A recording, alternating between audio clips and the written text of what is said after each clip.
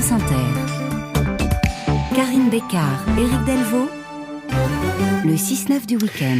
L'actualité européenne. Stéphane Leneuf, bonjour. Bonjour Éric, bonjour Karine. Bonjour mon cher Stéphane. Dans votre Café Europe, cette question ce matin, est-ce à l'Union européenne de financer les murs que certains États veulent construire sur leur territoire pour lutter contre l'immigration? Le débat ressurgit lors du dernier Conseil européen des 27 en raison de la pression effectivement de certains États. L'Autriche milite fortement en faveur de cette option d'un nouveau mur. Elle demande que le budget européen serve à renforcer la clôture érigée par la Bulgarie avec sa frontière avec la Turquie.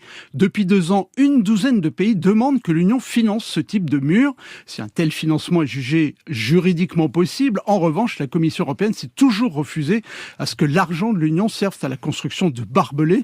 Le mur, ça rappelle de mauvais souvenirs aux Européens. Question philosophique, l'Europe doit rester une terre d'accueil. Et ce serait même une honte, expliquent certains gouvernements, de construire un mur en Europe avec des étoiles européennes dessus.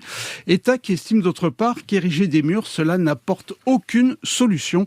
Écoutez, la députée européenne Sylvie Guillaume, elle est sur la même ligne. C'est d'une certaine manière un constat d'échec. Quand on évoque la possibilité de financement d'un mur à une frontière, ça veut dire qu'on n'a pas réussi à être efficace autrement que ceci. Et donc, ça montre aussi que tout ce qui est en discussion dans le cadre du pacte asile-migration est très très difficile à boucler. Donc c'est un stigmate de l'échec. Construire des murs et encore plus les financer, du coup, ça n'empêche pas réellement les passages. Ça rend juste les passages plus difficiles, ça déplace les lieux de passage, ça ne résout rien en fait en réalité. J'ai un peu l'impression qu'on regarde cette question par le petit bout de la lorgnette, qui est le financement de ces murs, alors qu'on ne voit pas la grande image qui est beaucoup plus compliquée que ceci.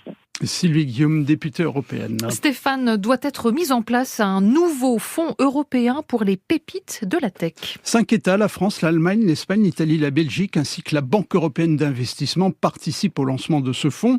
Il sera doté de près de 4 milliards d'euros pour soutenir les futurs champions de la tech. Il est baptisé ICTE, Initiative Champion Technologique Européen. L'objectif de ce fonds, c'est aussi d'éviter que les jeunes pousses deviennent trop dépendantes de capitaux non européens. Une nouvelle passe d'armes entre Bruxelles et Varsovie. Passe d'armes juridique, une nouvelle fois. La Commission a saisi la Cour de justice contre Varsovie parce que plusieurs arrêts du tribunal constitutionnel polonais contestent la primauté du droit européen. Depuis octobre 2021, la Cour polonaise conteste la suprématie de ce droit sur le droit national.